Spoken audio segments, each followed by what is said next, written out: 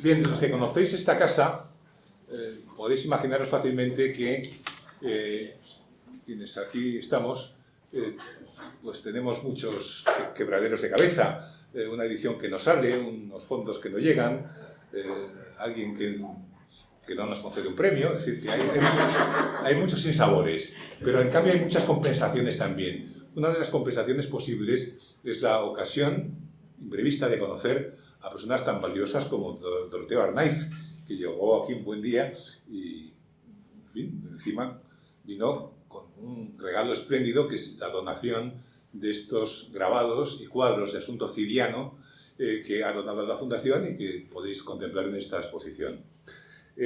Va a hablar enseguida Elena Santiago, que conoce muy bien la obra y la persona de Doroteo Arnaiz, con lo cual yo me voy a limitar a decir solo una cosa, unas cosas breves.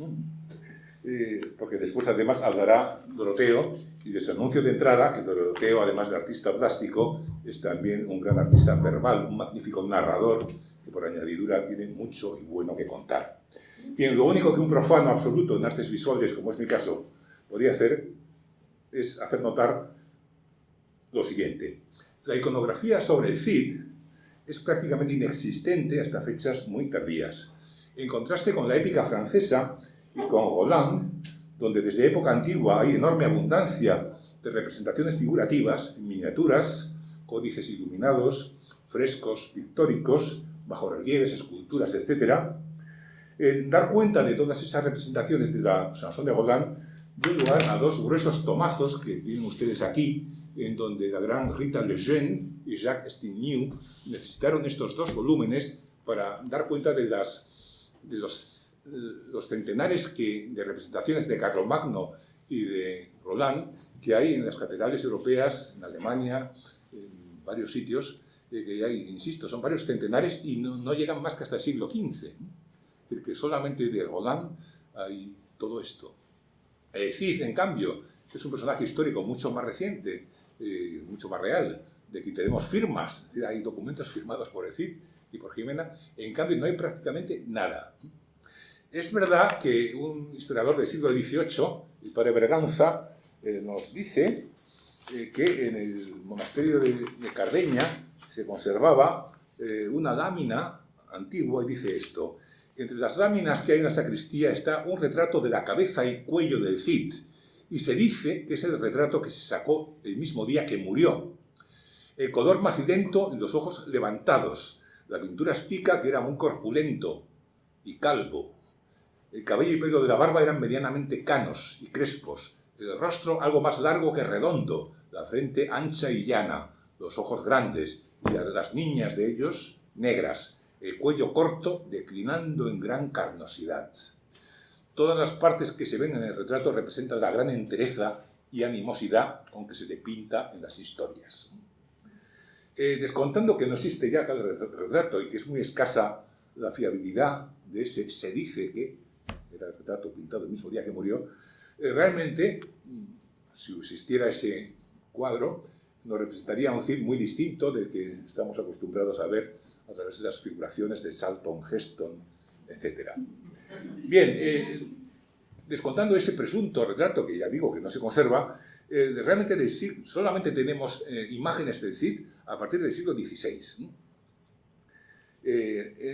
Lo primero a aparecer es en la sillería del convento de San Benito en Valladolid. Hay una especie de sitial del claustro, hay una imagen que se dice que es el Cid. En Burgos, en el Arco de Santa María, aparece una imagen muy tosca del Cid con una espada, 1553. El remate de la fachada del monasterio de Cardeña hay otra escultura todavía más tosca, un poco después del 70. Y luego hay unos cides de la época en que se quiere canonizar al Cid como santo, se le representa en la efigie en la forma de Santiago Matamoros, a caballo. Son imágenes totalmente tópicas que podrían corresponder a cualquier caballero medieval.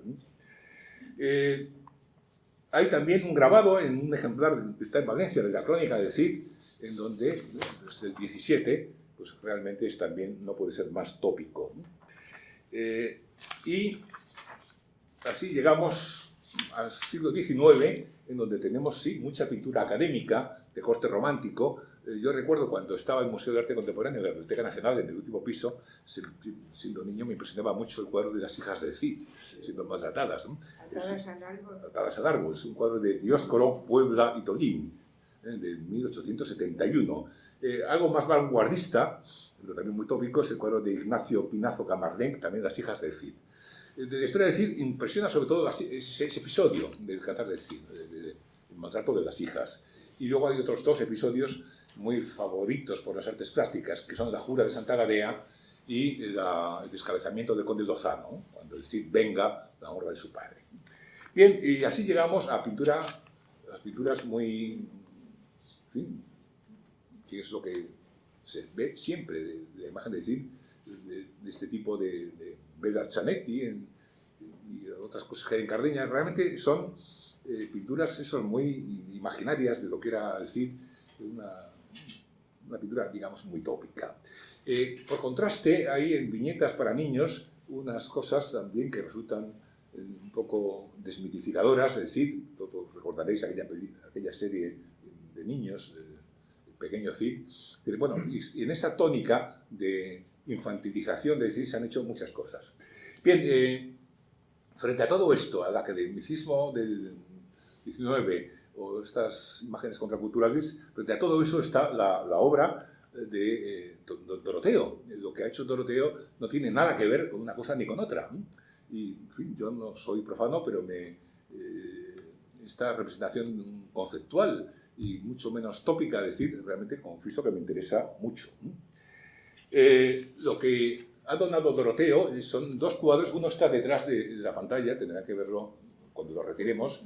Son dos cuadros que está allí y de detrás, que son, creo recordar, de la exposición que él hizo en París, que era una exposición completa, cuyas críticas en periódicos franceses están en este panel. Y después, los otros son unos grabados que se hicieron para una proyectada edición del Cid, que comprende dos grabados sobre dos romances cidianos, del aviso que hace Arias Gonzalo al rey Don Sancho sobre la traición de Bellido Dolfos, rey Don Sancho, no digas que no te aviso, y otro es la jura de Santa Gadea. Y los otros cuatro grabados son episodios del Cantar de Mío Cid, del poema de Mío Cid, sobre textos de una versión modernizada, no sé cuál es, si es la de Pedro Salinas o cuál de ellas, es decir, es el texto del Cantar de Cid en castellano moderno. Son cuatro episodios muy bien seleccionados, y yo invito que cuando tengan tiempo lean los textos que van junto con las imágenes. Bien, yo no quiero quitar tiempo a la exposición que va a hacer Elena y sobre todo al coloquio que tendremos después con Doroteo, y les dejo ya tranquilos en las buenas manos de Elena.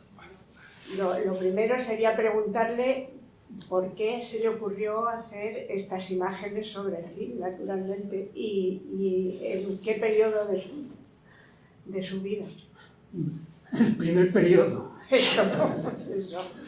En el primer periodo fue, no sé, ahora hablando de Burgos y de una imagen que hay allí, yo creo que esa imagen probablemente la haya visto yo con 8 años, en algún viaje que hice a Burgos con la familia. Y entonces algo queda en la memoria que no se aparta. Todavía no existía la película esta de Charlton Heston ni nada, pero bueno, estaba toda una serie de historias que se leían y se hablaba, y era el héroe nacional para los chicos de mi edad, claro. Y eso creció, y hasta que estaba en París, eso pasaron cosas, y en París encontré a un escritor joven, que era casi familia, que estaba aprovechando también por ese camino, y hablando de temas y de cosas, cayó la historia de hablar en un momento dado sobre el romancero, etc. Y él tenía un librito pequeño, y de las preguntas que yo le hice, me dijo: hombre, pues toma, llévatelo y lo lees, a ver si te inspira para hacer algún cuadro. Lo estuve leyendo, y no solo para uno, hice 20 cuadros sobre el tema. Que fue una locura en aquel momento, porque el Cid era Le Cid, Es decir, que el Cid de Corneille y naturalmente, bueno, no había tampoco una iconografía para poder referirse al Cid de Corneille. Entonces me dediqué a buscar imágenes, pero un poco buscando a lo que había en el arte románico para poder encontrar puntos de referencia, y sobre eso nació y se desarrolló lo del Cid, que aparentemente el primer cuadro tardaba en llegar, pero los otros fueron saliendo estupendamente.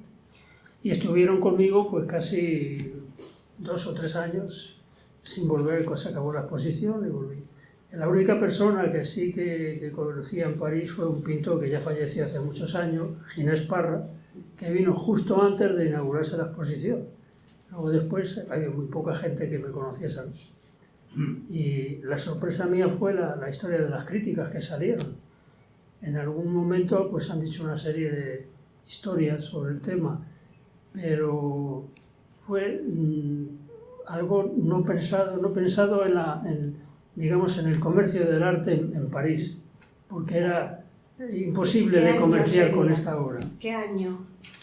¿1960? No, eso fue en el año 59. 59. En el 59. Yo tenía 23 años. Pues, o sea que son las locuras de juventud que se hacen. El comienzo de tu carrera. O las pamplinas. El comienzo de tu carrera. Prácticamente. Sí. O sea, me ha acompañado la sombra del Cid todo el camino. Y luego, ¿cómo contactaste con don Ramón? ¿Con? Don Ramón Menéndez Pidal. Pues fue cuando una de las veces que estuve en la biblioteca hablando con tu madre y le hablé del proyecto, de hacerlo del libro y de las imágenes. Estaba haciendo ya algunas cosas, pero eso fue ya en el año pasado la exposición, y estaba ya la exposición en el olvido. Y el tema todavía seguía dándome vueltas en la cabeza. Y hablando con tu madre me dijo, pues ¿por qué no va a verlo? Le consulta a usted si quiere lo de los textos. Y viene aquí, lo conocí, y me dijo, bueno, pues ahí, por eso está la carta ahí, porque yo lo volví a escribir con los textos que había escogido de las imágenes. Le describí un poco algunas de las primeras imágenes. Y le envié los textos, los leyó y me contestó que digo, bueno, que si me parecían bien, pues estupendo. Y seguí. Lo que pasa es que ni encontré editor ni en España ni en Francia. Y con la mitad de las cosas busqué la solución para editarlo. Pero como pasó lo mismo, pues lo guardé y ahí esperaron. Esas cosas de España no estaban muy buscadas en Francia en aquellos años. No, España no estaba de moda en Francia en ese momento, francamente. Bueno, yo lo único que puedo decir de Teo Arnaiz es que nos conocemos de toda la vida, como se suele decir, bueno, de toda la vida en 1967 o algo así. Y desde ese momento ha sido una amistad continua, un diálogo continuo, porque Teo es una persona con la que se puede hablar de todo y en profundidad. Es una persona muy culta, muy inteligente, con un sentido crítico muy grande. Lo mismo puedes hablar con él de literatura que de historia, que de política, naturalmente que de arte y sobre todo de grabado, porque de grabado sabe más que nadie. Ha estado toda su vida investigando sobre grabado, probando todas las técnicas, profundizando en las enormes posibilidades que tiene el grabado como medio de expresión. Y la verdad es que todo eso acompañado de una enorme generosidad, porque lo mismo que ha donado aquí estos cuadros a la Fundación Ramón Menéndez Pidal, a la Biblioteca Nacional le ha donado más de 200 obras.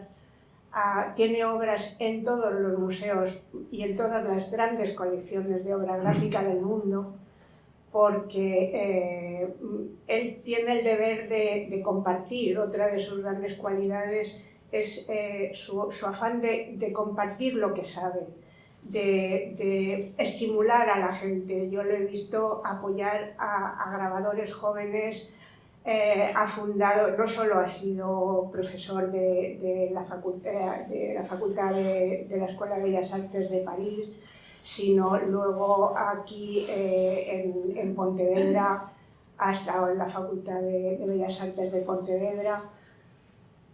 Luego hizo una enorme labor como regente de la Calcografía Nacional. La Calcografía Nacional es la institución que conserva las planchas grabadas, así como la mayor colección de estampas. No, pero es que me he equivocado. La mayor colección de estampas es la de la Biblioteca Nacional. La colección de planchas grabadas es la de la Calcografía Nacional. Y Theo Arnaiz fue regente de la calcografía de 1980 a 1985. Hizo una labor extraordinaria, entre otras cosas, limpiando las planchas de Goya de la tauromaquia que se acababan de comprar y estaban todavía con la tinta dentro de los surcos grabados y hubo que limpiarlas. Hizo una enorme labor.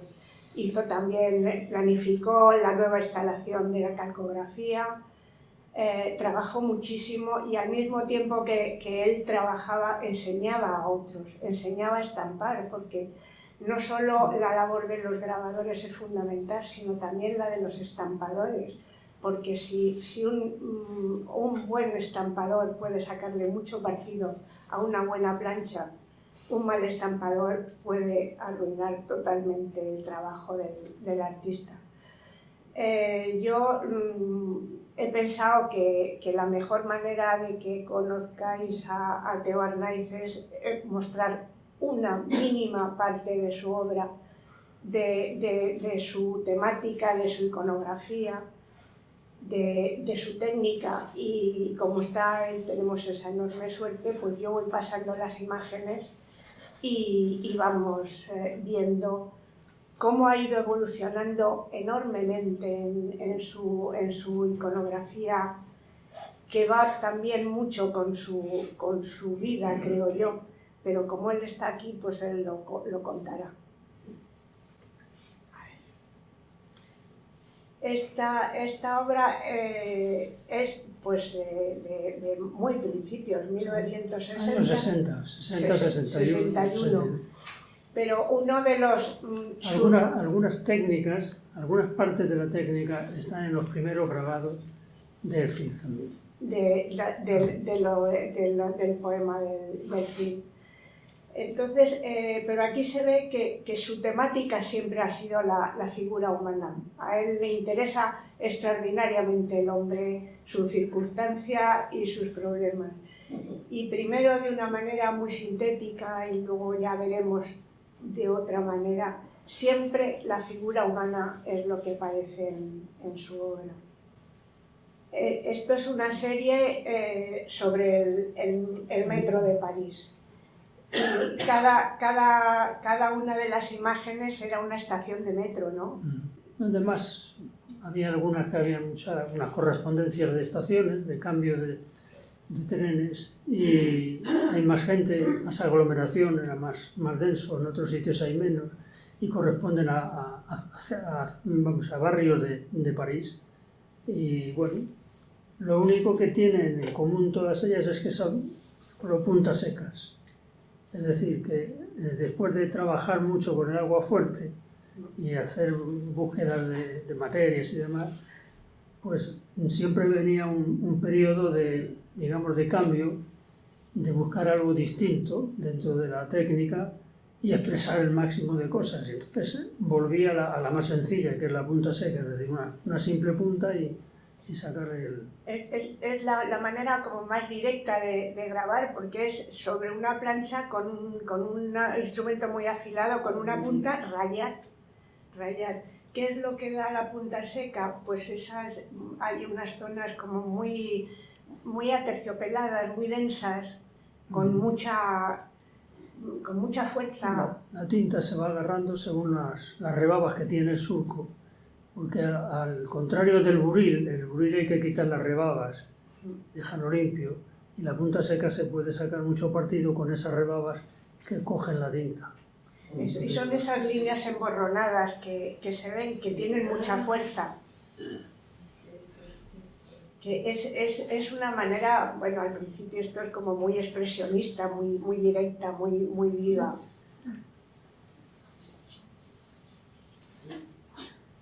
Esto es otra serie, yo he trabajado siempre por series. Esta serie de los desastres de la paz. No, los de la paz era del maestro, lo mío es de la guerra. Ah, bueno, Los de la paz, quiero decir que es un remedio de la historia bueno, claro, de Goya. de Goya. ¿Qué pasa? Es Que un contrapunto de Goya. esa guerra no se había acabado, la guerra siguió. Y la guerra está en este momento en otra situación, en otro lugar, se ha desplazado. Pero en aquel momento no se veían ciertas cosas que pasaban en el diario, exactamente. Día a día. Y por eso hay aquel de allí que el título es La excitación racial no ha parado, la quema de libros no ha parado, haced el amor y no la guerra, es lo mismo, la guerra sigue y lo demás también. O sea, todos tienen una temática que en aquel momento la estuve desarrollando. Había la prohibición de la religiosa, la película aquella que causó tanto escándalo en un momento dado, está en blanco y negro, o sea que fue toda una serie en ese año.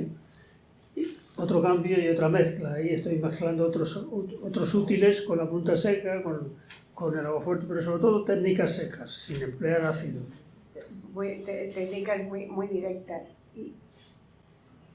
Y aquí hay un cambio. Y bueno, entre medias fue el París del 68 y Teo estaba en la escuela... En el taller de la Escuela de Bellas Artes. En el taller de la Escuela de Bellas Artes de París, donde allí se coció todo, allí se hicieron carteles, ¿no? Se hicieron muchos carteles.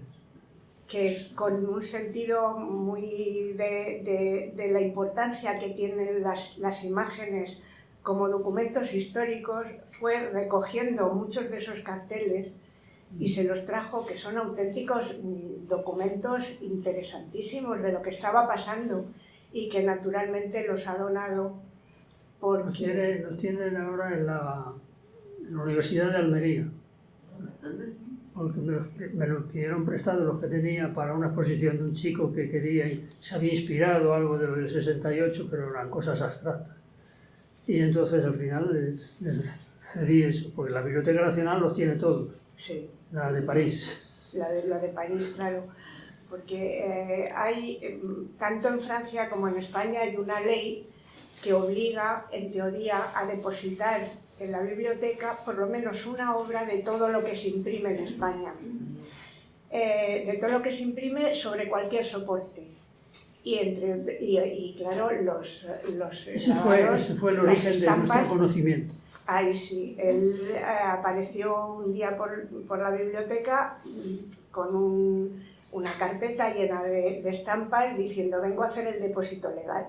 Y como no lo hacía casi nadie, pues mi madre, que entonces dirigía la sección de Bellas Artes, pues bueno, lo recibió con los brazos abiertos y luego toda la vida, porque cada tanto tiempo Teo venía con una carpeta llena de grabados para donarlos. Por eso todas las imágenes que vemos aquí están en la Biblioteca Nacional. Y aquí se ve el cambio radical que da en su representación del hombre. Aparece una de sus figuras icónicas, que es el hombre sentado, el hombre esperando. ¿Cómo? Porque este hombre te ha acompañado toda la vida. Sí. Sentado, pero partido. ¿Por qué esa raya? Ahora, al final, descubren que es un autorretrato. Míralo, si está igual. Sí, es el hombre que... El partido, ahora lo has dicho. que contempla lo que pasa. Estos son los primeros, estaba más partido entonces, luego ya entran otras cosas. Luego ya vive un momento con los grandes maestros. Pues. Ya, vale. Entonces, bueno, claro, en la proyección no se ve, pero utiliza otra esta es una litografía, esta es litografía.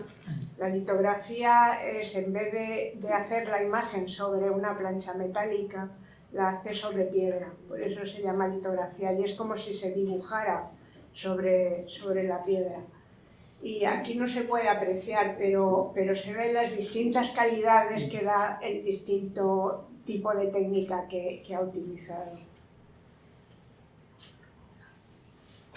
Y otro gran tema suyo, la mujer. La mujer sentada. Bueno, aquí realmente da muy poco porque tiene toda esa zona un trabajo de relieve en el papel. O sea, no tiene tinta, es solamente el relieve del papel en esta zona, y aquella zona tiene muy poca tinta. O sea, es una zona ya bueno, un descubrimiento del espacio y de la pintura de Mondrian, que es otro pintor que te influye mucho. Me influyó mucho. Mondrian, con esa limpieza, esa claridad, la composición tan precisa. Por eso te digo que yo he ido siempre acompañado de maestros. Es que los maestros son los maestros. Y aquí esto es como una síntesis de sus grandes temas. La mujer que corre, la mujer de espaldas y el hombre que espera. Pero todo eso es buscándole calidades a las aguatintas, o sea que casi todo el trabajo, salvo aquella raya que es de punta seca, todo eso empieza otro trabajo de aguatinta distinto. Que también está partida, ¿no? La mujer también está partida. El aguatinta es otra técnica muy difícil, pero que da da grandes superficies. Es la que le hizo a Goya maestro. Es por lo que Goya dio un salto adelante. Goya, que grababa el agua fuerte, se dio cuenta que necesitaba algo más, que necesitaba manchas, que necesitaba superficies, y entonces empieza a experimentar con el aguatinta, que da, pues eso, enormes superficies, pero llenas de matices. Si la sabes manejar como lo sabe manejar Teo, puedes conseguir en una superficie aparentemente lisa 1000 matices. Los grabados, las estampas, lo que tienen es que son pequeños, a veces son en blanco y negro, y hay que mirarlas muy de cerca para que te digan todo lo que tienen dentro. Pero si una estampa la miras muy de cerca, tiene 1000 matices, 1000 tonos, 1000 calidades, 1000 profundidades, y eso pues hay que tener calma para verlo, pero toda la atención que le prestes a una estampa, ella te lo devuelve. Luego empezó a hacer una serie de permutables, o sea, esto ya, bueno, se podría llamar pop, no sé si es... Bueno, esa es digamos que es el color y la forma de tratarlo que es lo más acercado al pop de esto. Pero sobre todo, para mí me interesó jugar con todas las imágenes de cada artista, lo mismo que de Goya, con Durero, con Velázquez, o sea, jugué con los que me... Con el Greco, cogiste a todos los grandes. Los que me gustaban de pequeño. Sí. O sea, tiene series de permutables de todos los grandes. Y son, claro, estos son unas estampas así de grandes, son preciosos. Las láminas son igual que el marco de misma dimensión, 50 por 65 centímetros. Pero ahí hay historia de intervención, y la historia de llamarse permutables es porque de 2 planchas elaboraba una cantidad de posibilidades, sacaba una tercera imagen, una cuarta imagen, o sea que había una cantidad de posibilidades. Con la imagen esta había zonas de las planchas recortadas que hacían vacíos, etcétera, etcétera. O sea que sí, fue una diversión, digamos, milimétricamente. Y esta de Rembrandt, por ejemplo, todas tienen una imagen que tiene algo que ver con la actualidad en ese momento. Esta es para mí la llegada de la mujer a ser aceptada en la sociedad completamente. No ha sido necesario esperar 20 años, ni 40 años, ni 60 años. Estaba, de hecho, lo que pasa es que estaba, digamos, entre bastidores, pero estaba presente. Para mí ha estado siempre presente. Entonces, esta es una imagen de choque. Para mí lo que me interesaba era provocar una atención sobre esa mujer. Y realmente desde el primer día, la primera exposición que se hizo, todo el mundo preguntaba ¿y por qué esa mujer ahí, en medio de esa reunión de los síndicos de los teleros, con los que se llaman a las telas? Bueno, pues era como las otras, hay el frangélico y otras, siempre hay una interrogación, el por qué, para que se preguntase un poco ¿Por qué? el por qué, y el por qué es que se estaba realizando.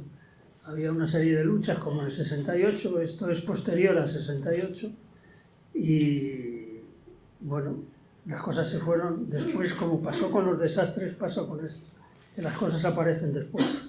Ahora ya está. Ahora, la fotografía actual de muchas cosas está hecha hace ya mucho tiempo. Y esto, bueno, pues lo dice todo. Los símbolos son fragmentos del Guernica. Cada uno de los cubos Que están cayendo. es un fragmento del Guernica. Y el hombre sigue sentado. sigue sentado, sigue viéndolas pasar. Sí, sigue viendo la historia. Hizo la ilustración de dos grandes obras, Las rimas de Bécquer y 100 sonetos de amor de Neruda. Las rimas de Bécquer en color, a todo color. Entonces, y es un libro realmente espectacular, donde combina todo tipo de técnicas y todo tipo de imágenes.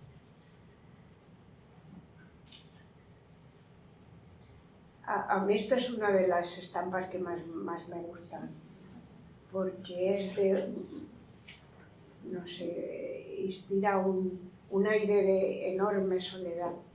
Pero en la Costa del Sol hay mucha soledad. Pues sí. Es una estampa así muy grande, sencillísima, y una ventana. Bellísima, y una ventana. ¿Y por qué le pusiste esa ventana? Para darle una salida al pobre. Siempre hay una salida. Para tirarse por ella. No, si es que en el fondo es un optimista, o sea que, aunque lo disimula, pero en el fondo siempre. Esto es los 100 sonetos de amor de Neruda. Estos son, al contrario que los otros, un formato muy pequeño, pero cada imagen es delicadísima. Aquí están un poco todas las técnicas. Todas las técnicas. Es un poco para hacer un método, digamos, de grabado, para el que quiera entender eso, pues va buscando de qué técnica se ha hecho la elaboración del grabado. Sí. Y a veces es muy difícil identificar las técnicas. Los que trabajamos con los grabados podemos saber de historia del grabado, pero las técnicas, hasta que no las has hecho tú, es muy difícil identificarlas. Por eso continuamente recurrimos a los grabadores muchas veces para que nos ayuden a identificar las técnicas. Solo el que la ha hecho sabe cómo se puede hacer. Y esto es una de las técnicas más difíciles, más lentas, más pesadas, pero también más espectaculares. Con esta luz no se puede apreciar casi. El fondo es así. Esa es la diferencia. Cuenta cómo se hace una madera negra para que vean lo que es. En realidad se parte del negro absoluto, es decir, hay que hacer un trabajo con un aparato que se llama Berceau en francés. Aquí no me acuerdo el nombre, como no lo empleo casi nunca. No, se llama Berceau también. El Berceau también lo sigue llamando. Bueno, muy parecido a un útil que usan los encuadernadores y los que trabajan el cuero también, es una especie de media luna. Son estrías, tienen unos canales hechos como con un buril, entonces eso lo que va haciendo es levantando puntos, es un balanceo. Se llama cuna, también en castellano, la cuna, por el balanceo que tiene como la cuna, es lo que conocían en el oficio. Entonces es llenarlo completamente de puntos para que retenga la tinta y buscando grises, buscando las materias que quiera dejar. Esto es lo más clásico de lo que se ha hecho de la cosa de manera negra. Todo el mundo que está haciéndolo, los grabadores, se emplea casi siempre para cosas figurativas, raramente para cosas abstractas. Y luego, después de todas estas series de... que todas ellas forman una serie aparte que se llama, o sea, la di el nombre de Opus Nigrum porque fue la obra en negro, que ha sido lo último prácticamente de lo que hice. Pero ahí también tuve que meter un poco la gamba y cambiarlo, porque era muy monótono y llegué no a odiar el sistema, pero lo que me cansaba era escuchar a los grabadores, a los artistas, hablar de la técnica y no hablar de la imagen. Entonces, habíamos olvidado ya, o se olvida en ese caso, el fin y los medios. No había fin, solamente medios. Entonces, esa historia me llevó a romper con el sistema tal y como se hacía y hacer otras cosas nuevas. No sé si hay alguna más aquí. Pues, creo que no se acaba ahí en... No, aquí son... ese es el aparato con el que se hace... El de arriba es con el que se hace, con el La que granea. se granea la plancha. Y aquí es pues la mano del artista, la punta, y luego el cerebro está ahí sentado. Somos todos cerebro. Esto es. A partir de esa última, o sea, de esa primera, hay toda una serie de que ya no están en esto porque este catálogo es del año 70, no, 87. 87. 87. Sí, bueno, por detrás ha seguido toda una serie de maneras negras más grandes que esa plancha. Hay algunas que son el tamaño del papel 57-67, etc. Y hasta llegar a un punto que, bueno, he conseguido que algunos grabadores que estudiaban en Pontevedra se hayan dedicado a hacer la manera negra. Pues ya está.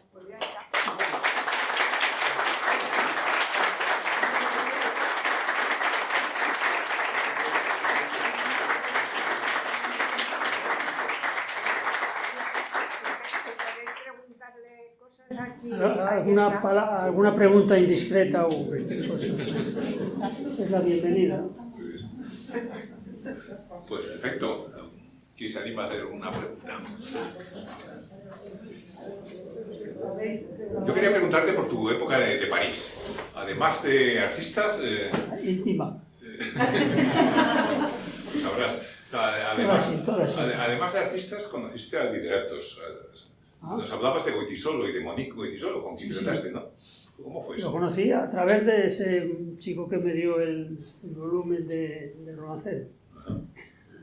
Y en un día que coincidía, como en París todo se desarrollaba, bueno, aquí también, en el café, las citas.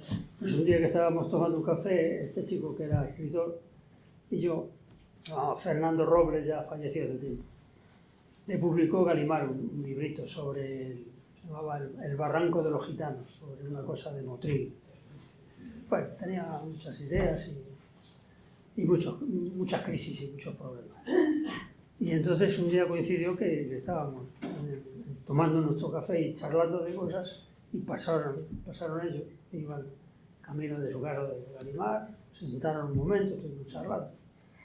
Y bueno, entre literatos hablan de literatura. O sea, que yo asistía a la charla de ellos, porque yo no tenía nada que contar, nada más que de grabado de otra historia. solamente, ¿no? No, sí, solamente. Y bueno, las otras cosas ha sido coincidir con otros artistas.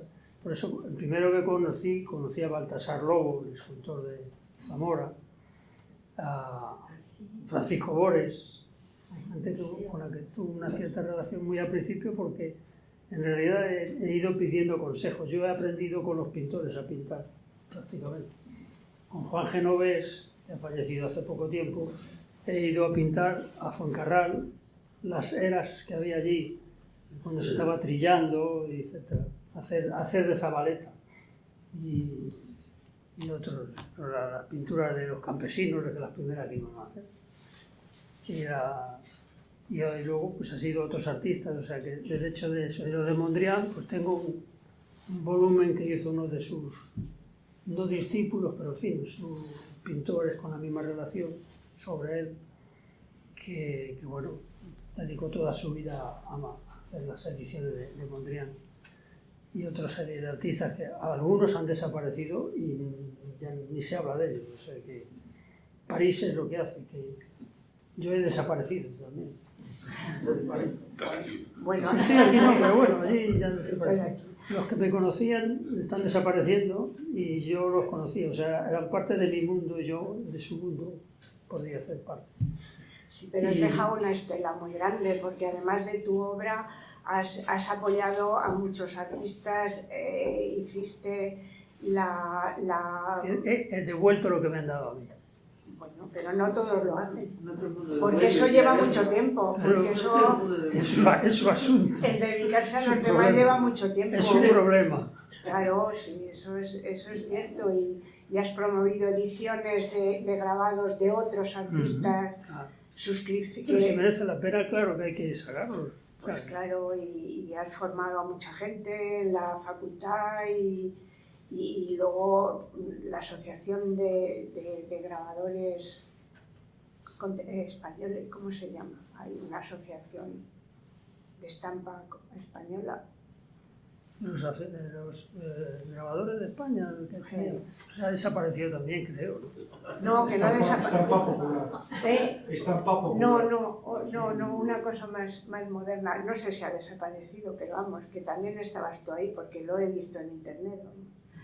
Entonces, no, realmente tu afán por enseñar es muy importante. Bueno, tengo un hijo que fue profesor de música también, y yo no he intervenido en el tema, o sea que Bueno, ya. siempre te copian. Sí. Bueno, Esa es una forma de ver la historia, o sea que al final algo llevamos dentro. Y yo comprendo que a mí esta historia docente ha salido pues porque mi padre también se ocupaba con los niños, que si algunos chicos de algún vecino que tenía problemas para estudiar, pues siempre echaba una mano. Entonces... Sí, eso es vocación, pero la vocación ahí cuesta. ¿Por qué lo ves? Sonia quiere preguntarte algo.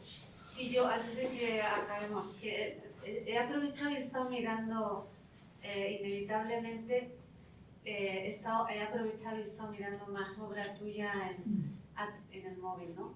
Y me ha impresionado muchísimo el uso del color. A mí me gustaría que nos hablaras cuál es tu concepto un poco como artista o cómo manejas o en qué mundo te mueves o qué es lo que buscas a través de... Porque tienes una obra increíblemente impactante de una variedad de tonos, de colores y aparte de formas que es de una modernidad total.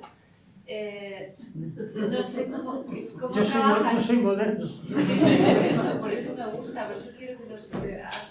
¿Todavía? Sí, por eso. Todavía. El color, te preguntas por el color. El color, sí. Pero Si apagamos la luz, podemos ver. Es que como está Sí. grabado, Es verdad. No, entonces. Ponelo. No. Bueno, no, entonces déjalo, no. Era como estabas hablando del color para que se viera con mejor. bueno, pues sí, ahora se ve mejor. Parece mejor. ¿Ves? Esto es un coloquio en manera No, negra. pues ahora se acabó. Nada, se acabó. Lo siento. Mírala corriendo, ¿ves? Yo le digo un poquito al ratón. Ahora ya está la imagen. Bueno, Sonia ha hablado del color bien, pero también nos comentaste que cuando hiciste los grabados del TIL, era una época en que en París estaba manejando todo lo contrario, que chocó mucho estos colores ocres con lo que había en ese momento, que era el postimpresionismo, el arte abstracto. Lo que yo ¿Cómo enseñaba... conseguiste, mi pregunta es, ¿cómo conseguiste hacer con 23 años una exposición en una galería recién llegada? Porque eso ahora es casi Yo les imposible. enseñaba cuadros y eran campesinos españoles. Lo que yo estaba pintando en París al principio, me fui en el año 57. Estaba pintando campesinos y todavía tengo los cuadros en un catálogo por ahí. Están los cuadros de una exposición. Sí, pero Y me interesante. preguntaban, ¿y dónde están? ¿Dónde se ha ido usted a pintar estos señores? Y yo decía, no son españoles. Memoria. Y te vas de memoria. Claro. Pero yo Que no se oye, se habla en el micrófono, perdona. mantengo una tesis, y es que todo lo hacemos de memoria. Que no se oye el resto. No se oye. Ahora, claro. No, dice Bueno, que- mejor así, todas las palabras mejor pronunciadas. La gente sabe. Que digo que el tema está muchas veces en lo que vas en tu cabeza moviendo. No sabes de dónde, cuál es el origen. Y el origen estaba de toda la vida. Yo he pasado en Aranda de Duero o en un pueblo de mi padre, de Ávila, he pasado mi niñez. Todos los veranos los pasaba allí. Entonces, ¿qué es lo que veía yo? Pues los campesinos en la vendimia en el mes de septiembre. Y pisar la uva y todas esas historias. Bueno, pues esas historias viven y están ahí. Son sensaciones que guardan. Y estar en una era trillando, cuando yo iba a Fuencarral con Genovés, iba a hacer lo mismo que hacía en verano. Pero los artistas tenían que ir a la era, a ver cómo... Y yo iba a hacer el artista, iba a pintar la era también. Pero bueno, yo iba a aprender, a mí no me interesaba aprender. Porque tuve que aprender siempre y además con una condición, un condicionante. Yo empecé a trabajar con 12 años. Entonces, quiere decirse que a los 15 años ya tenía un maestro y sé lo que es ser maestro, porque yo fui aprendiz. Entonces es muy importante tener un maestro en la vida. Pero yo he tenido varios.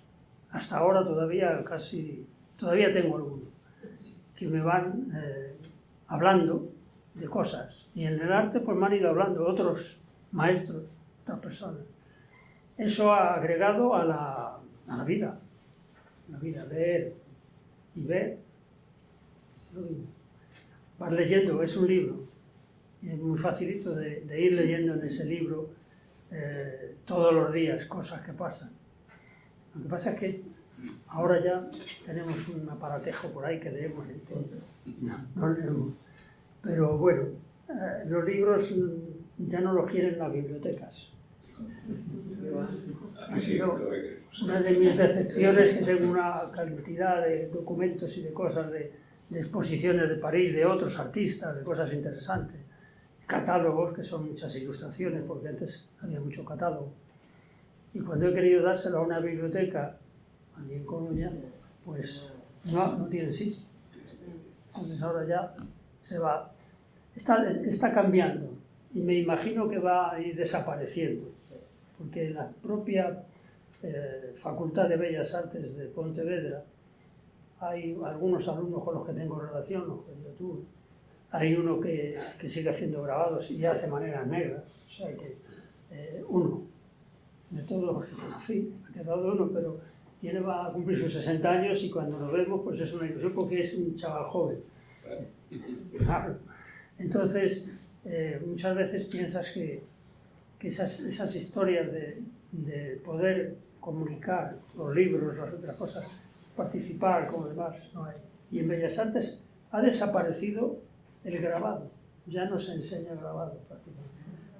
En Francia tampoco, en las escuelas de Bellas Artes. O sea, quiere decirse que ya es un arte que me interesa ahora, es una cosa de ordenador, de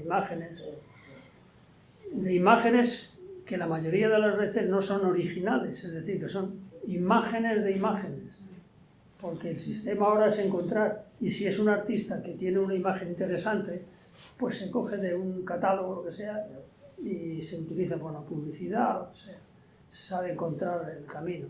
Pero bueno, digamos que ese es el espíritu del hombre, que aunque sea robando un poquito aquí y allá, pues se van haciendo otras cosas. Yo confío en que con los sistemas nuevos de reproducción de imágenes y de invención de imágenes, llegarán a inventarlas, es decir, a crear las imágenes, que sean originales de ellos, no originales de unos vecinos a los que le van cogiendo y filtrando y cogiendo las cosas. Pero esa es una técnica y hay otras que van desapareciendo. Todavía, lo decía aquí al amigo, yo todavía uso el pincel también, y el pincel todavía sirve, aunque sea para hacer una caligrafía china o lo que sea. Pero es importante no perder la mano. Es esto que dices de que el grabado está desapareciendo en España. Sí, no de España. De los sitios que conozco están desapareciendo, en otros puede aparecer. Creo que España tiene una tradición fantástica. El comercio no hablo del comercio del grabado. No, sino de la técnica del grabado.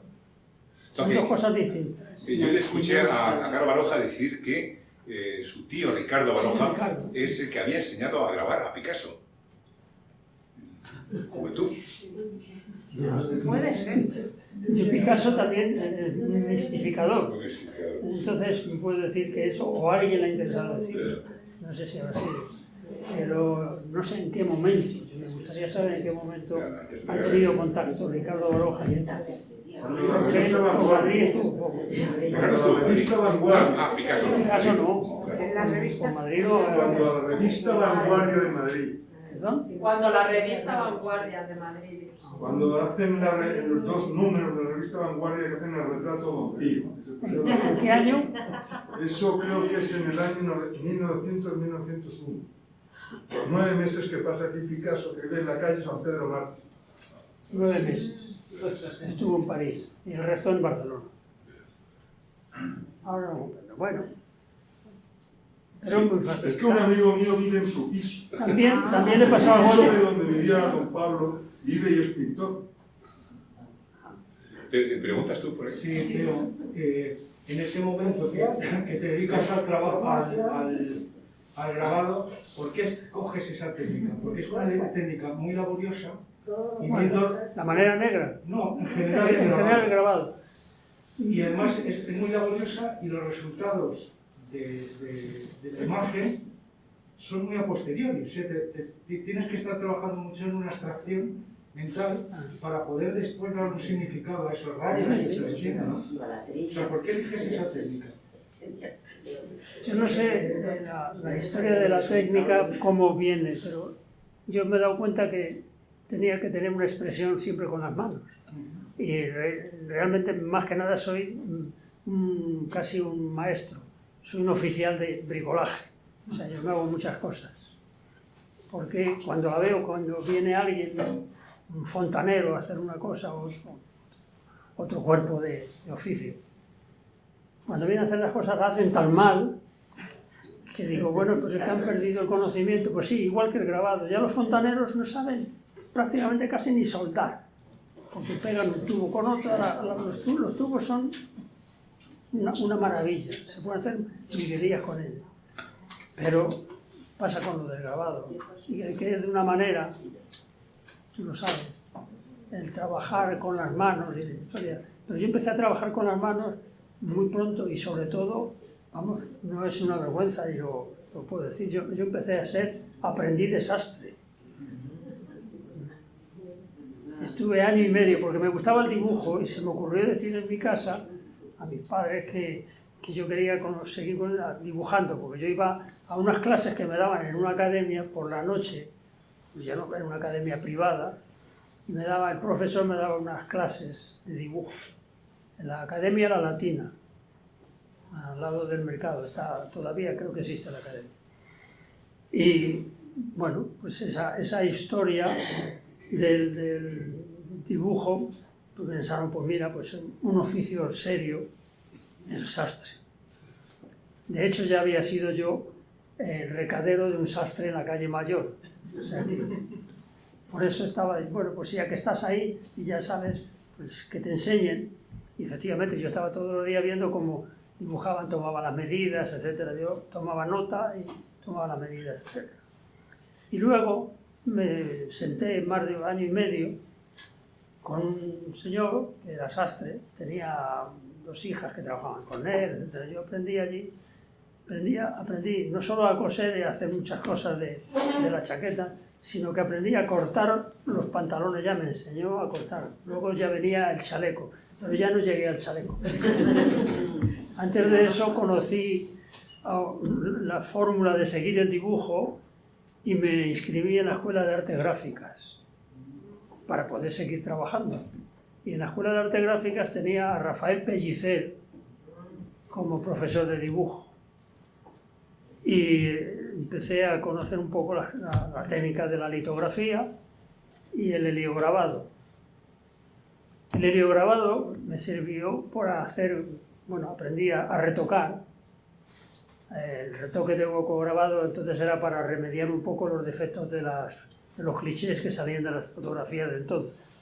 Y al final trabajé durante 6-7 meses en ABC, retocando, que luego conocí a uno de los herederos del periódico. Cuando vine a la calcografía, un día me invitaron a una charla con gente y se presentó él y me dijo: ¿Tú has trabajado con nosotros? Y dije: sí. Yo era un empleado de la casa.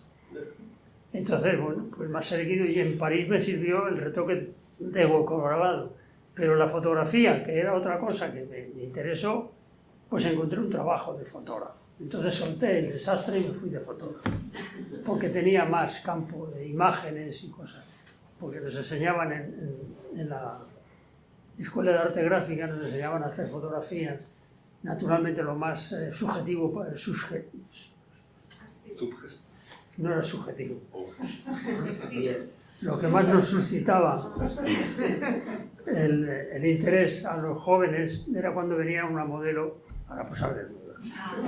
Entonces ese día había lleno de profesores y de alumnos, no se podía uno reunir.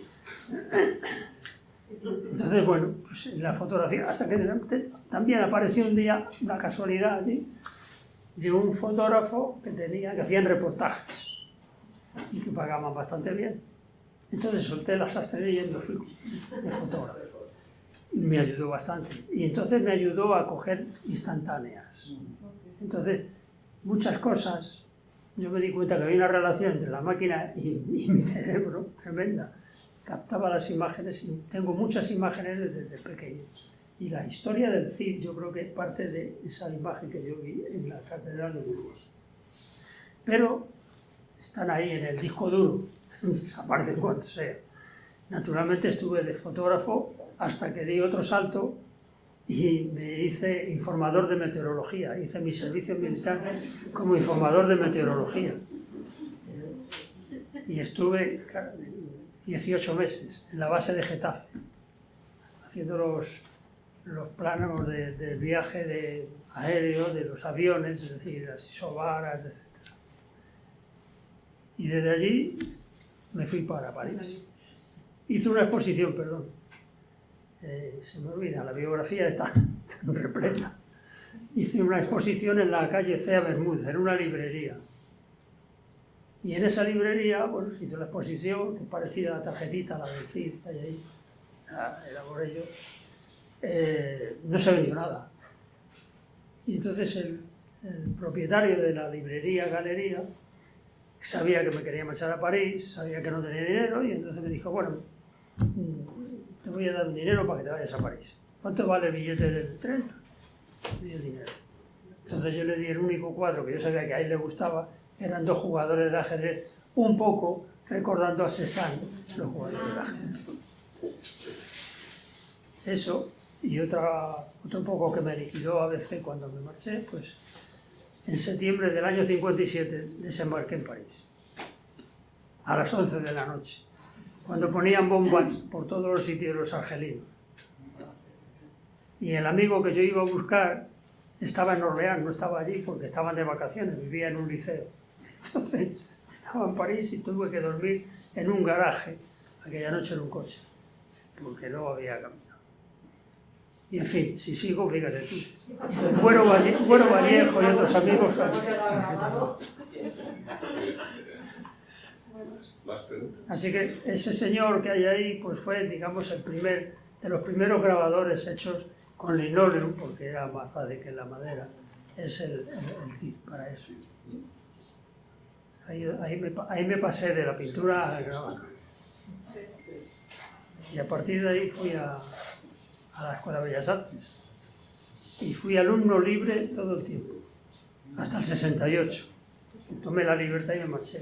Me busqué un tórculo y ya tenía yo un taller y así pude hacerlo. ¿Alguna pregunta más íntima? Si queréis, seguimos el coloquio y alrededor de un vino. Perfecto.